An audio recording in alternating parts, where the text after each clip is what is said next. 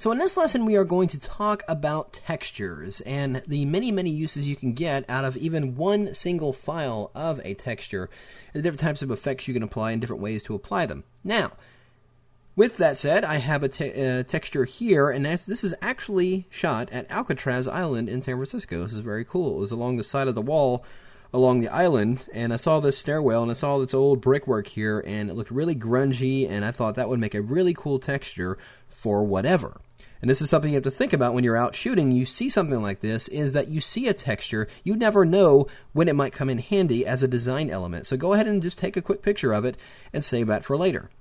And that's exactly what I did here in this image here. So I have several different ways I can go about applying this image to virtually any other type of image for a kind of cool texture effect. Well, first of all, let's actually create a border channel out of this, or some kind of border effect, a grungy border, through the channels here. So I'm going to go over to the channels palette, and I'm just going to go ahead and load the overall luminosity of this layer as a selection. I'm just going to hold down the Command key or the Control key on Windows and click right on the RGB composite channel there. And we'll go in the layers panel, or I'm sorry, in the channels palette, down here at the bottom, and go ahead and click the new button to create a new alpha channel. And at selection active, I'm just going to fill that selection with white by pressing Shift Delete, and then choosing white in the use menu, and then set it to normal. Okay. And now we're back to our image. It pretty much is like a black and white version of our image.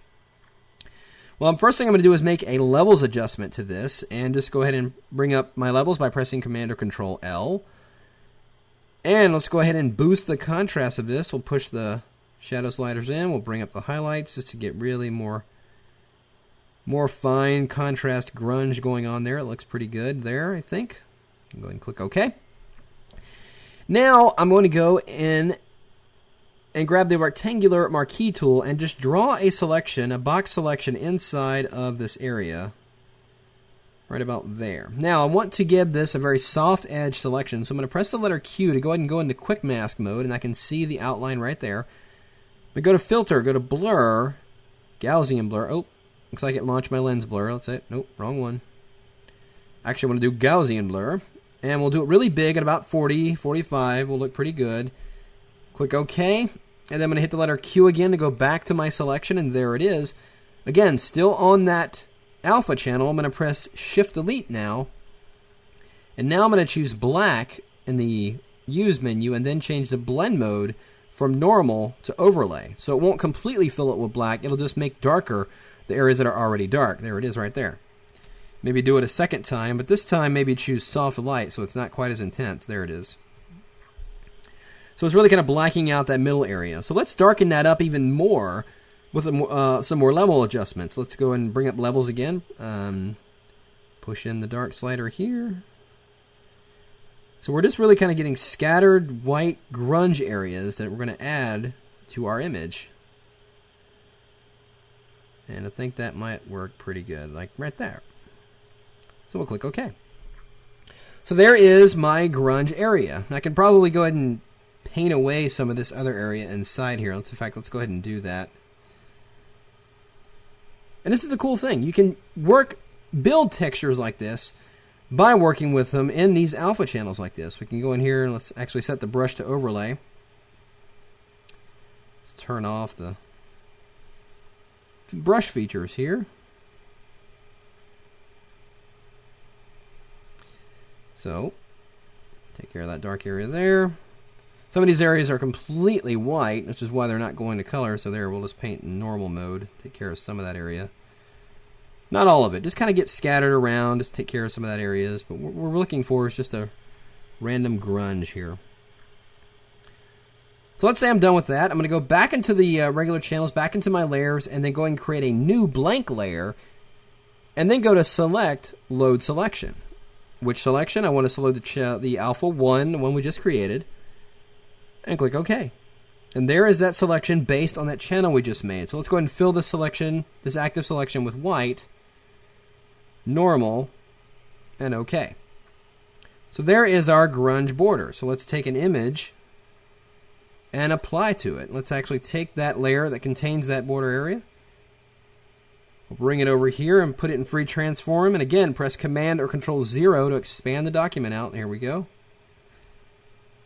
And we can rotate it. It's a texture. It doesn't matter. It is a brick wall, but that doesn't matter. So won't come in quite as much. We don't have to coarse crop it in all the way down. Now you can see how I'm getting a really cool grunge border effect on this image based on that one single texture image. Giving me a very interesting result there. So that's creating a complete border effect. What if you wanted to create maybe a brush effect? Well, you could do very much the same thing in that you could go in here and grab the elliptical marquee.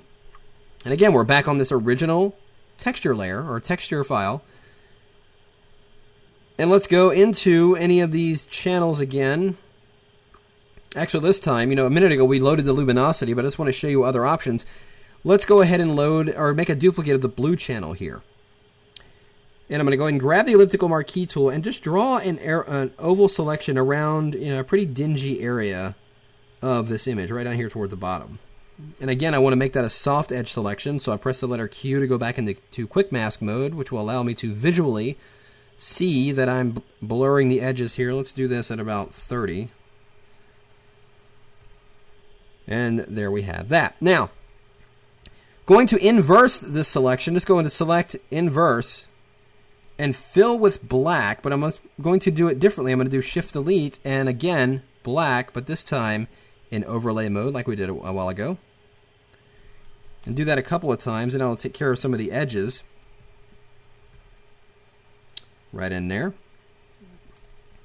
Let's actually go ahead and do it to normal.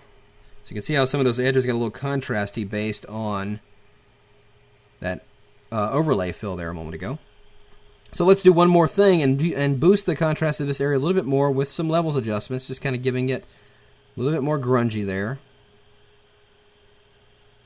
So it looks like a little grungy patch. Now, I'm going to define this as a brush, but in order to do that, I need to invert it, because when it defines a brush, it's going to define the black areas as the most opaque. So actually, it would define nothing. It would actually define the whole background and then leave this area empty. You need to do the opposite. So Command or Control I will invert the values. And then I can go under Edit, Define Brush Preset. There we go. And now it's defined as a brush. So now what we can do is take it over here to an open image. You remember this image from earlier when we did the HDR thing. And what I can do is apply a layer mask to this.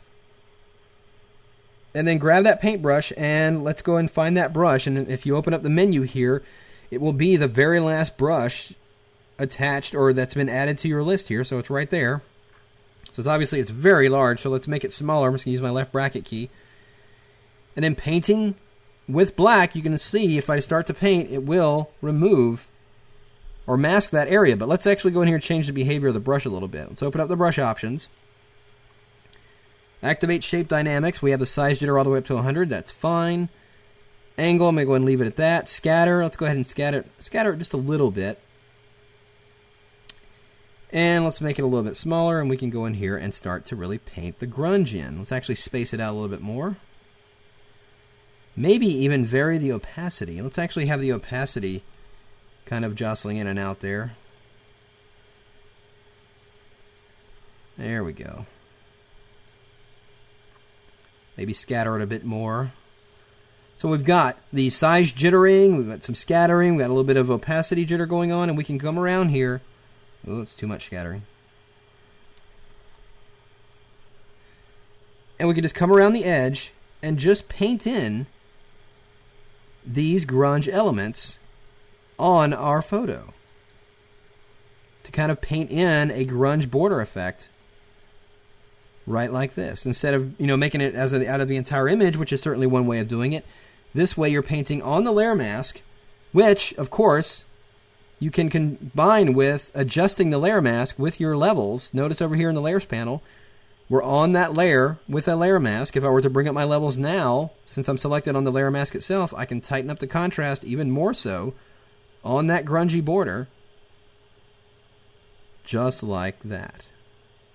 Very, very cool from that one single texture file. And of course, we are in a white background. If I were to change this, it would certainly be different. If I change the background color, you can see it's showing the grunge through there.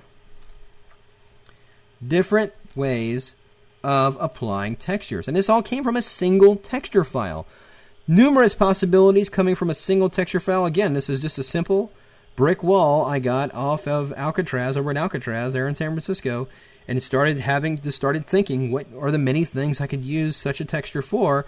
And virtually any type of scenario, by processing it in channels, you can define it as a brush or as a graphic you can bring in to apply it to your image. Now remember back over here when I applied it to this four-wheeler over here? And it's just a layer. We just filled the layer and dragged and dropped it over. However, if you wanted to apply it to that ATV image as a layer mask, you could just do this. Go ahead and load this shape as a selection. Just hold down the Command key and click right on the layer. Turn it off, select the layer containing the bike, and then click the layer mask icon. Now, got to hold down the Option key. Of course, if it does that, it's just doing the opposite. So all you need to do is invert the mask by pressing Command or Control I. Or if you're back to where it's selected and you're selecting on the layer, hold down your Option key or Alt key on Windows, then click the layer mask icon, and it will apply it properly.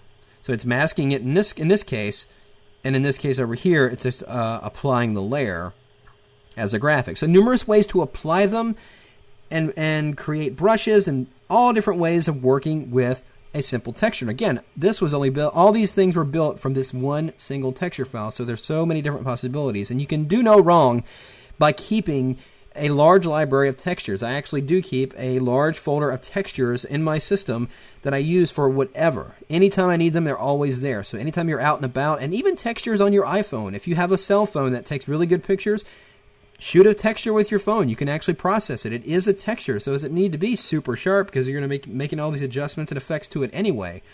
So virtually anywhere you can get a texture, snap it off, and you never know when you're going to be able to use it.